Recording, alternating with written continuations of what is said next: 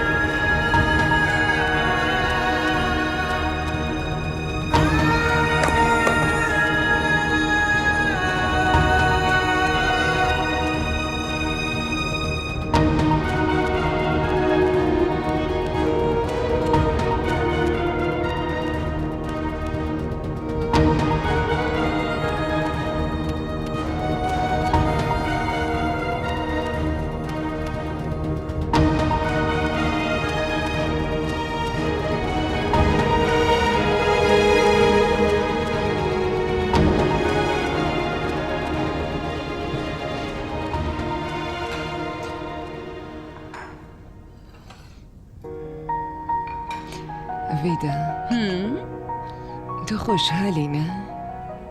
آره مامان خوشحالم. دخترم رفتار دانیال باهات چطوریه؟ رفتار دانیال؟ من با دیدن محبت دانیال تو این مدت به زندگی برگشتم، وگرنه فکر میکردم که سایم هیچ وقت از ذهنم نمیره. خدا رو شکر. میدونی خداوند پیوند زن و شوهر رو جوری درست کرده که بتونن به همدیگه محبت کنن، مخصوصا دل زن و واسه شوهرش نرم آفریده. واسه همین اون تو یه روز همه غماشو فراموش میکنه و مال شوهرش میشه. بدون شک عشق دانیال منو جذب کرد، ولی من عشق سائم و غمشو هیچ وقت فراموش نمیکنم. دخترم خداوند مرگشو تعیین کرده بود، زندگیش همینقدر بود. تو سعی کن که غم سائمو فراموش کنی مادر. مامان من به این اعتقاد دارم که آدما همونقدر که واسهشون تعیین شده به دنیا میان و زندگی میکنن. اما سائم با مرگ خودش نمرد، اون کشته شد و به قتل رسید. من قاتلای اونو هیچ وقت نمیبخشم، نه تو این دنیا و نه تو اون دنیا.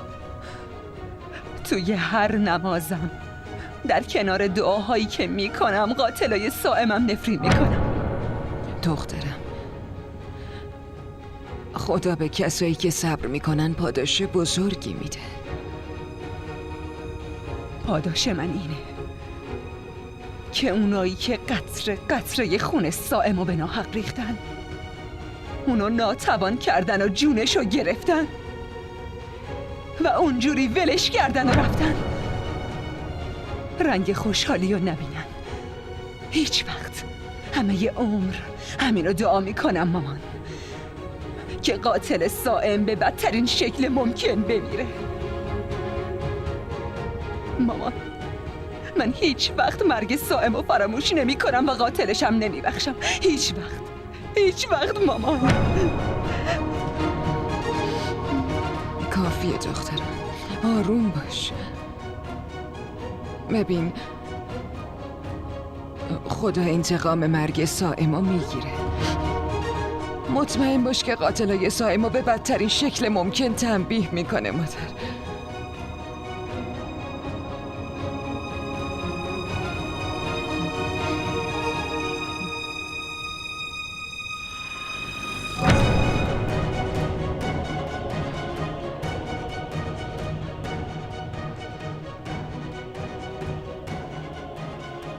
دانیال چیه؟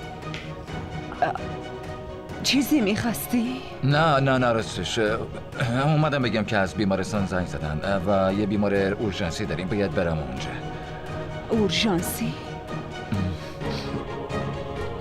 پسرم از ما کمکی برمیاد؟ نه خاله، نیازی نیست. من دیگه باید برم بیمارستان. ببخشید دیر شده. آخه غذا حاضره پسرم، غذا بخورین هر دوتاتون با هم دیگه برین. نه نمیخواد، لازم نیست. ویدا امشب پیشتون بمونه، من فردا خودم میام دنبالش. باشه، هر جور صلاح میدونی. خداحافظ.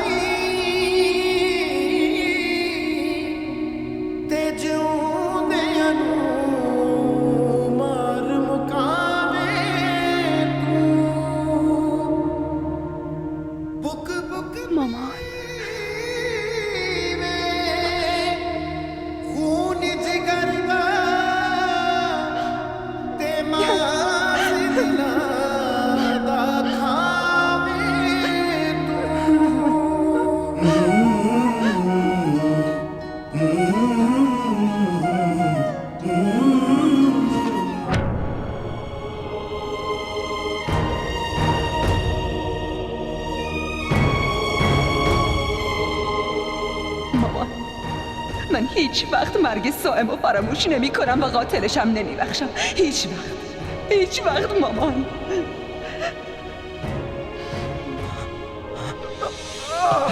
چی شده؟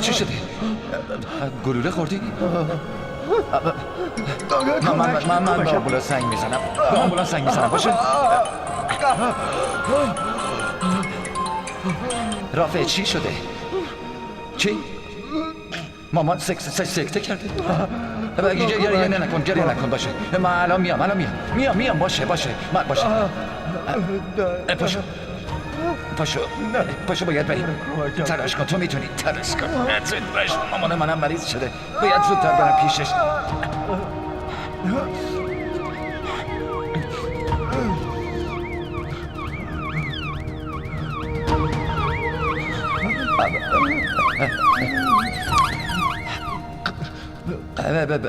ببخشید دوست من، ببخشید. پلیس داره میاد، اونا میبرنت. تو فقط بیدار باشه؟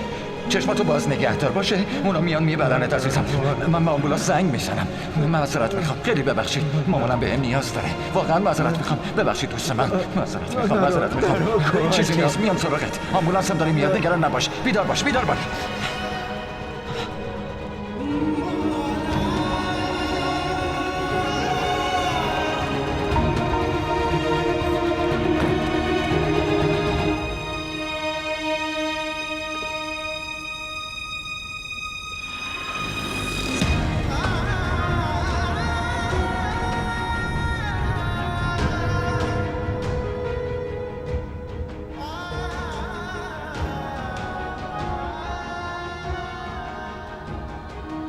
پاداش من اینه که اونایی که قطره خون سائمو به ناحق ریختن، اونو ناتوان کردن و جونشو گرفتن و اونجوری ولش کردن و رفتن.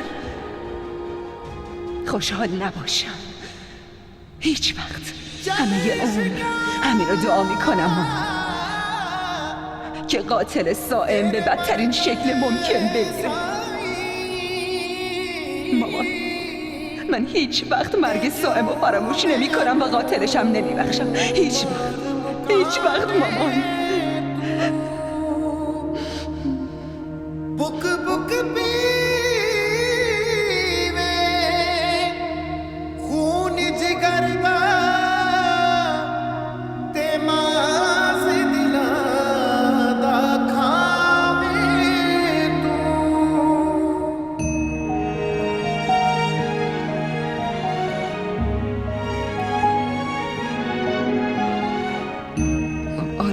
عروسیته؟ آره اینجا روی میز بود. دانیال هم اینجا نشسته بود. شاید اون داشته آلبومو نگاه میکرده. ویدا، نکنه با دیدن این ناراحت شده باشه و به خاطر همین یهویی از اینجا رفته؟ نه مامان، نه ازش چیزی رو پنهون کردیم و نه بهش دروغ گفتیم. پس چرا باید با دیدن اینا ناراحت یا عصبانی بشه؟ نه دخترم، نه. ببین، اون یه مرده، شوهرته و هیچ شوهری هم جنبه اینو نداره که بتونه همسرشو با یکی دیگه ببینه.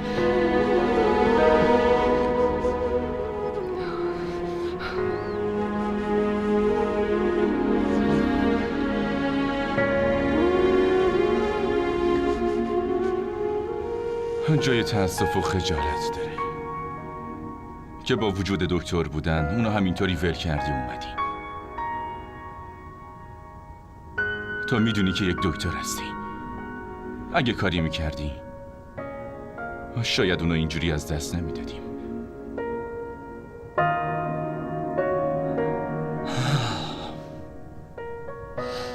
اما من اصلا نمیتونم تو رو مقصر مرگ سائم بدونم. تو که اونو نکشتی. گلوله رو یکی دیگه به اون زده. اونی که شلیک کرد در رفت، ولی اون از من کمک خواسته بود. در واقع اون به خاطر من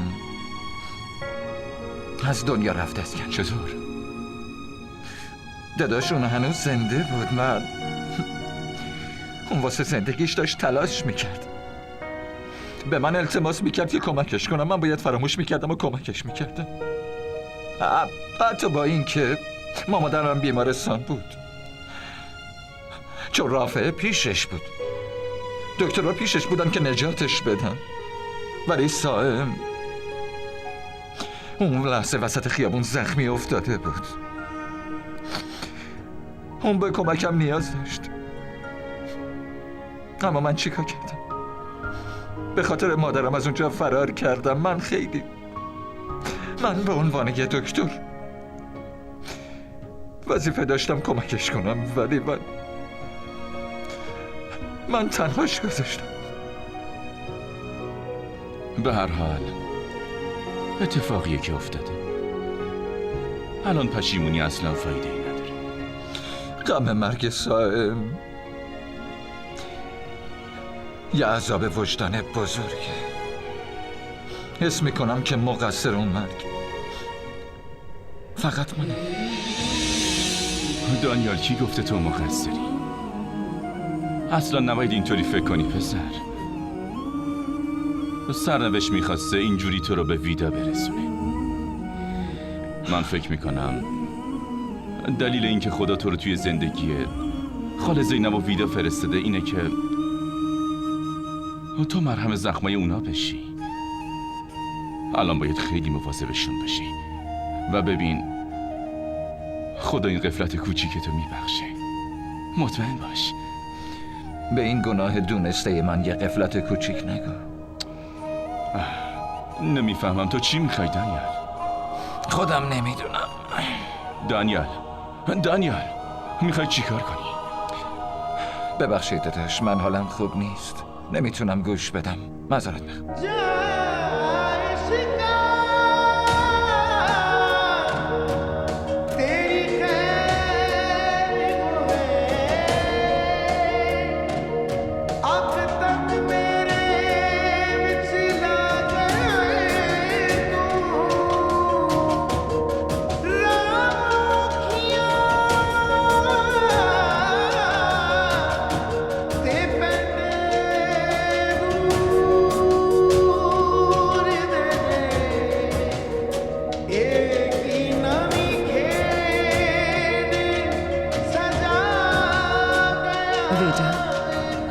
دخترم چرا نگرانی؟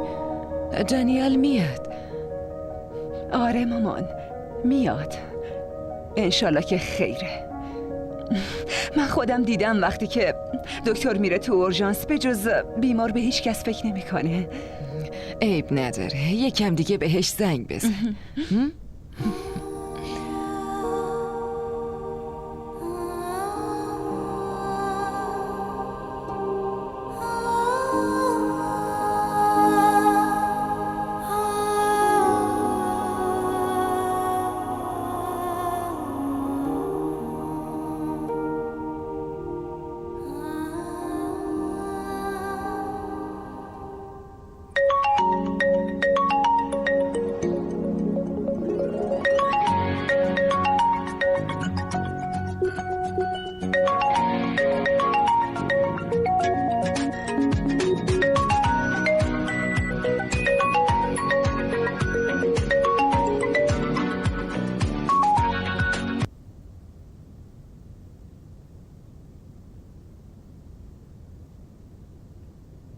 مشترک مورد نظر در دسترس نمی باشد.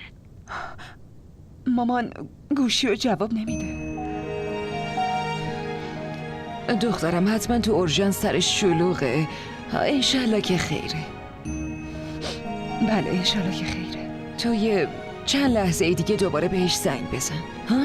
نگران نباش. آره مامان شما برین، منم دیگه میام پیشتون.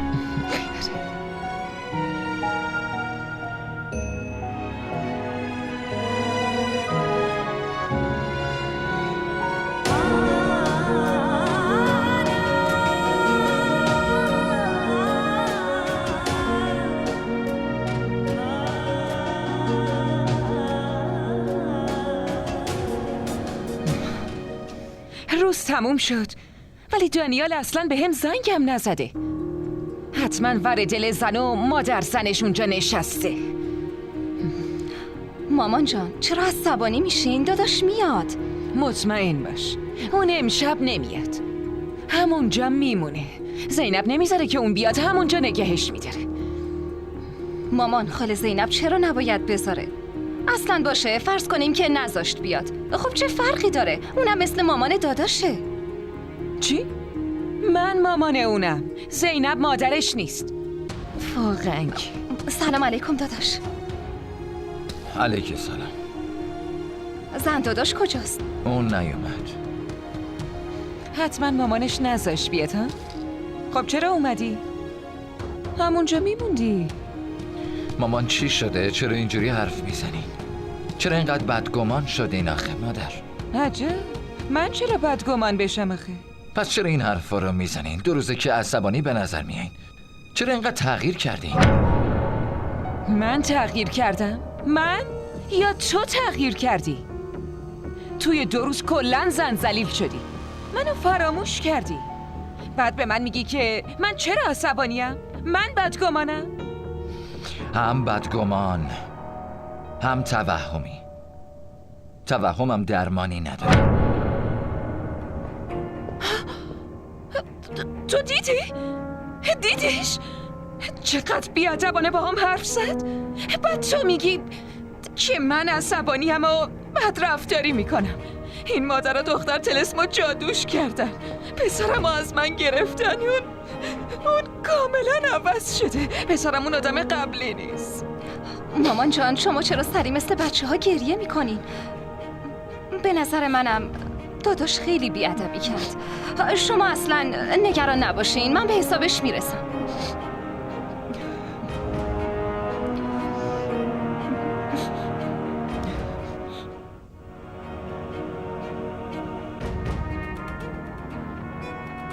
من تغییر کردم؟ من؟ یا تو تغییر کردی؟ توی 2 روز کلن زن ذلیل شدی، منو فراموش کردی. بعد به من میگی که من چرا عصبانیم؟ من بدگمانم؟ که اونایی که قطره قطره خون سائمو به ناحق ریختن، اونو ناتوان کردن و جونشو گرفتن و اونجوری ولش کردن و رفتن. رنگ خوشحالی رو نبینن هیچ وقت.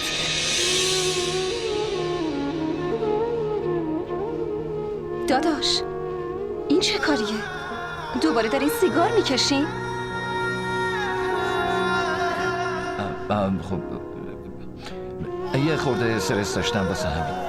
آره این که از صورتتون معلومه و منم دارم میبینم. حالا میشه دلیلشو به هم بگین؟ الان یادم اومد. چرا زن داداش نیومد؟ داداش دارم با شما حرف میزنم. موضوع چیه؟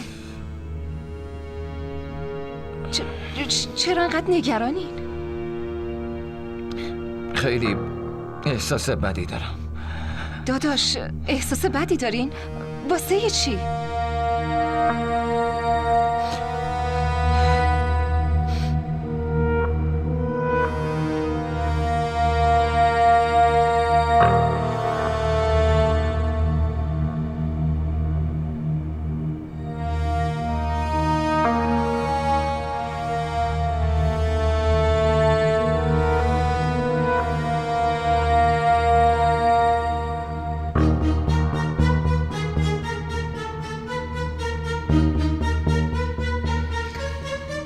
رافع خیلی وقت رفته تو اتاقش. نمیدونم خواهر و برادر چی دارن میگن. از یه طرف از وقتی این ویدا تو زندگیمون اومده هر دوتا بچه ما از هم دور کرده. این دانیال هم ببین دیوونه وار عاشق و شیفته این دختره شده.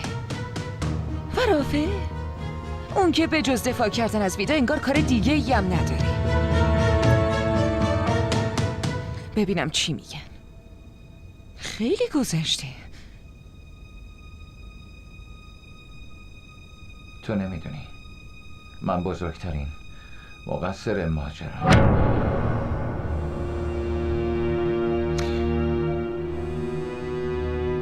اونی که عشق ویدا رو یعنی شوهرشو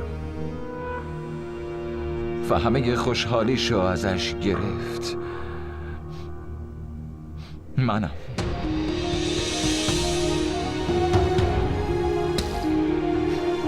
من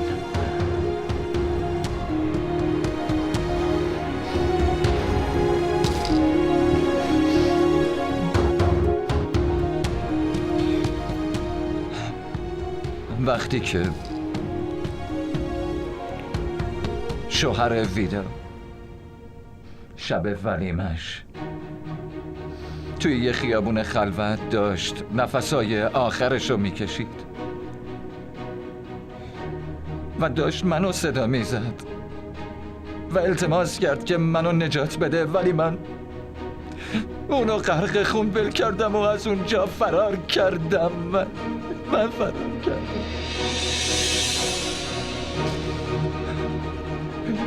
این دکتری که سوگند خورده بود هر جور شده جون آدم ها رو نجات بده قسم خورده بود، خودش یه آدم دم مرگ و ول کرد و فرار کرد و رفت.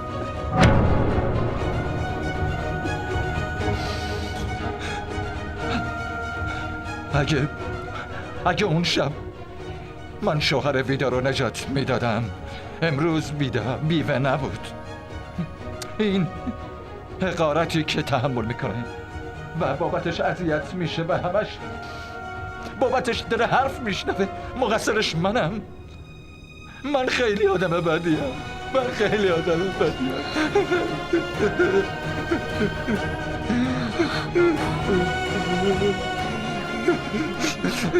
همه چی درست میشه. همه چی درست میشه. صبور باش. همه چی درست میشه.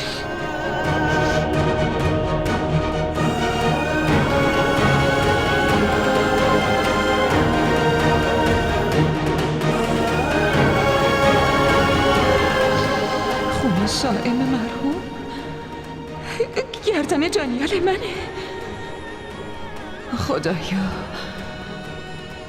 خدایا من چی میشنوم؟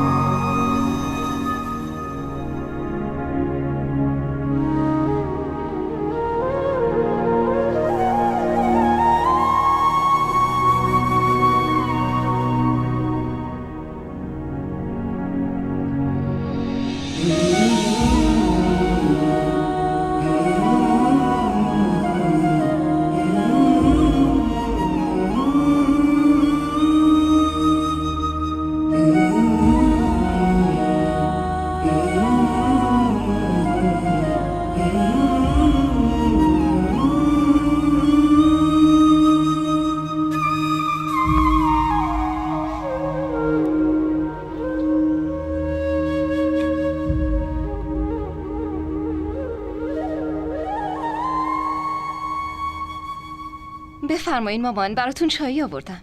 بذارش دخترم.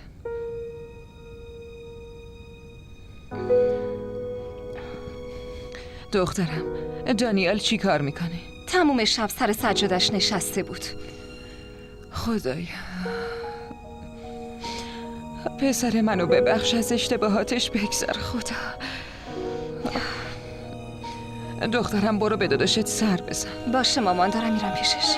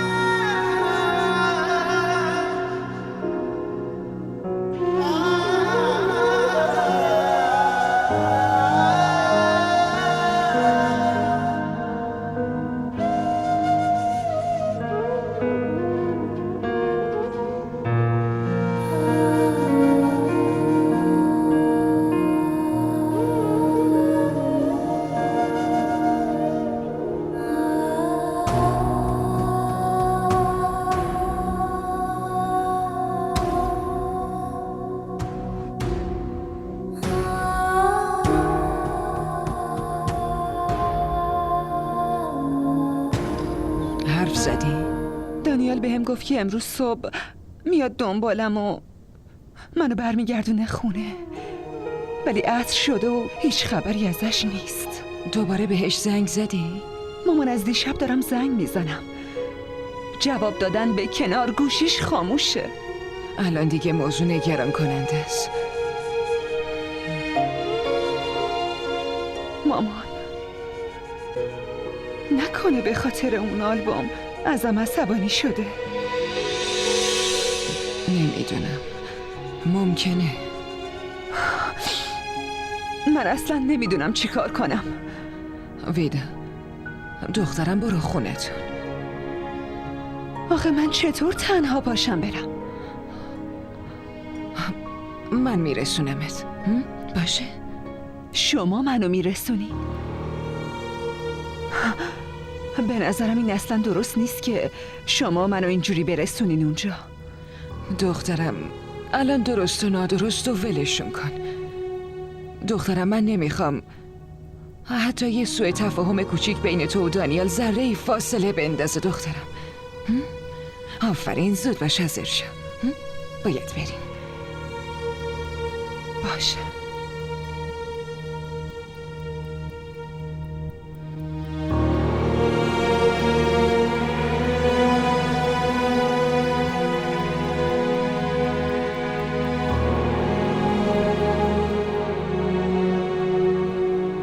ببخشید خانم جان، صبونه حاضره. باشه، الان میام. باشه خانم جان. رافه، برو داداشتو صدا بزن با همدیگه صابونه بخوریم. باشه مامان. من باید برم بیمارستان. من اونجا یه چیزی میخورم. خداحافظ. من مطمئنم که همه ی روز گرسنه میمونه. داداش وقتی ناراحته چیزی نمیخوره. حداقل شما ناراحت نباشین و صبونتون رو بخورین. پسرم گرسنه باشه، من حتی یه لقمه‌ام از گلوم پایین نمیره.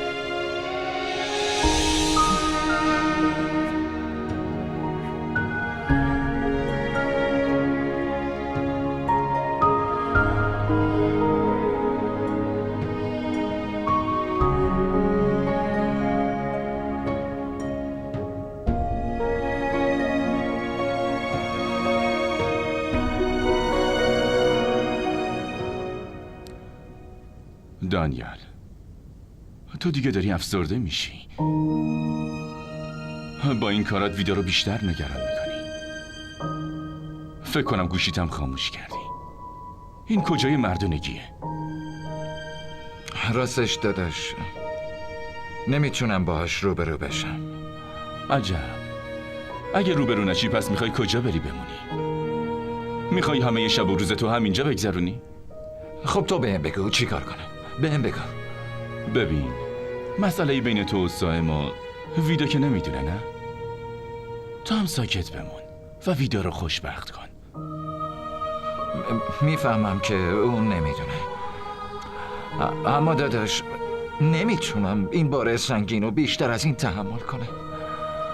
من میخوام که همه چی رو بهش بگم. میخوام بگم بعدش من هر تنبیهی که میخواد بکنه حاضرم تحمل کنم. اون میدونی بعد هر داش اون آدمایی که مسبب مرگ سائم هستن و داره نفرین میکنه. من از این نفرین میخوام نجات پیدا کنم وگرنه دیوونه میشم. باشه، برو این بار سنگین دل تو پیش ویدا خالی کن و از این همه عذاب خلاص شو. ولی اگه منو ترک کرد اون وقت تو اگه میخوای به گناهت اعتراف کنی پس باید تحمل تاوانش هم داشته باشی. चाहत तू मेरी पहला है प्यार मेरा, तुझसे आबाद जैसे दिल का करार मेरा, हर पल रहे साथ तेरा, हाथों में हो हाथ तेरा। तू आशिकी मेरी कब से, मेरी इल्तिजा है यही रब से, तू ही मिले